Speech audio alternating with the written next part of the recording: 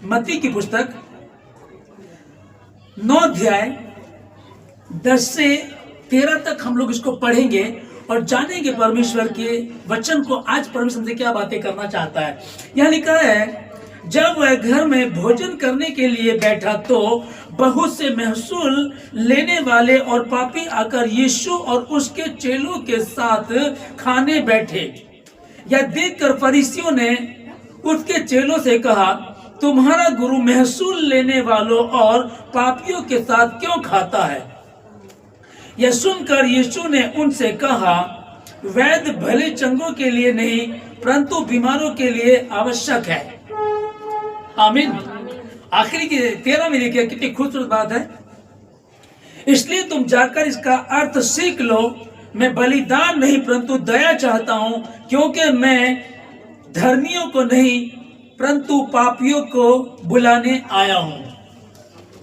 परमेश्वर के पवित्र वचन के पढ़े, सुने, समझे और कबूल किए जाने पर परमेश्वर की आशीष हो। आमीन। हालेलुया।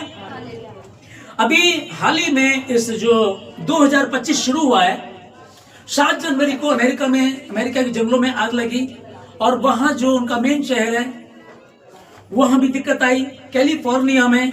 और जो वहाँ एक बहुत अच्छा शहर है उसमें भी जितनी भी मैं कहूँ कि जो हमारी इतनी बड़ी कॉलोनी शारदा नगर है ना, ये मतलब कि बहुत महंगा होगा, अरबों खरबों का होगा ये, पर ऐसे इतने कि वहाँ अकेली बिल्डिंग है लोगों की, इतने अमीर ना, क्योंकि अमेरिका सुपर पावर है, सुपर पावर की सबसे मेन शहर है। हॉलीवुड के जो हीरोइन है, हीरो है, वो सब वहीं रहते हैं। अब जब वहां आग लगी तो आग लगने से एक तो अभी तक का जो आंकड़ा के 30 लोगों के आसपास मर गए हैं और तबाही तो बहुत बुरी। संपत्ति धन जो था, जो वो लेकर के भाग सकते थे, जा सकते थे, वो लेकर के चले गए, बाकी वहां सबको नाश कर दिया गया। अब इसके विषय में हम सोशल मीडिया पे बहुत ज्यादा सुन रहे हैं कि ये क्या हुआ, बहुत दुख की बात है, सही नहीं है, पर अंत का समय है और अंत के समय में क्या होगा, इस तरह से परमेश्वर ने हमको सिखाया था कि तुम चिंता मत करना, ये तो शुरुआत होगी, ये तो शुरुआत होगी। पर लोगों से जब हम सुन रहे हैं, अधिकतर लोग बोल रहे हैं कि परमेश्वर का क्रोध उन पर पड़ा है, क्योंकि हमारा परमेश्वर भस्म करने वाली आग है। हमारा परमेश्वर कहता है कि जीवित परमेश्वर के हाथों में पड़ना क्या ही भयानक बात है। सच है, हकीकत बात है ये। लेकिन मैं इस बाइबल को जितना जानता हूं, ये दया का सागर है।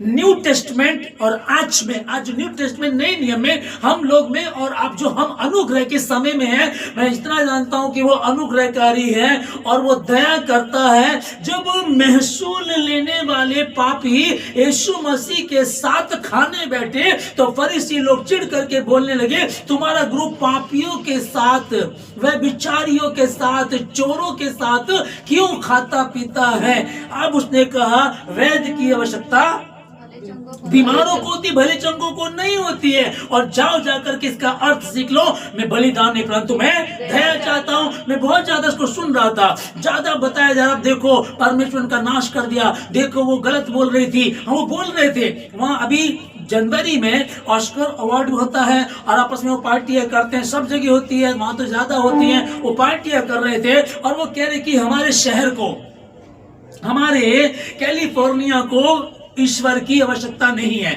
ईश्वर को यहाँ से दूर लेकर के जाओ। ईश्वर को दूर कर रहे थे, ईश्वर के लिए गलत बोल रहे थे, जीसस क्राइस्ट के लिए गलत बोल रहे थे। और यहाँ तक कि वो ऐसे शो भी कर रहे थे कि जीसस क्राइस्ट को शैतान लेकर के घसीट रहा है। इस तरह के भी ड्रामे, इस तरह के स्किट नाटक वगैरह वो करते हैं, उसको भी दिखा रहे हैं। तो भी क्या मेरा सवाल अब ये है मेरी कलीसिया से, मेरे जो ऑनलाइन सुन रहे हैं उन लोगों से, क्या परमेश्वर ने नाश किया? क्या परमेश्वर ने उनको जलाया? क्या परमेश्वर ने उनको मारा? सवाल ये उठता है ना। सपोज कीजिएगा आप एक पिता है और उसका बच्चा है, ओके, एक पिता उसका बच्चा है और बच्चा बहुत गलतियां करता है, सामान बेच दिया, बैंक का सारा पैसा निकाल करके खा गया, जुए में हरा दिया, गाड़ी बेच दी, फिर वो लड़ाई झगड़ा करता है, दारू पीता, जुआ खेलता है। उसके बाद भी एक पिता, एक माँ क्या करेगी? क्या उसको जहर दे देंगे, मरवा देंगे? होता तो है, संपत्ति के लिए होता है, लेकिन क्या कर देंगे?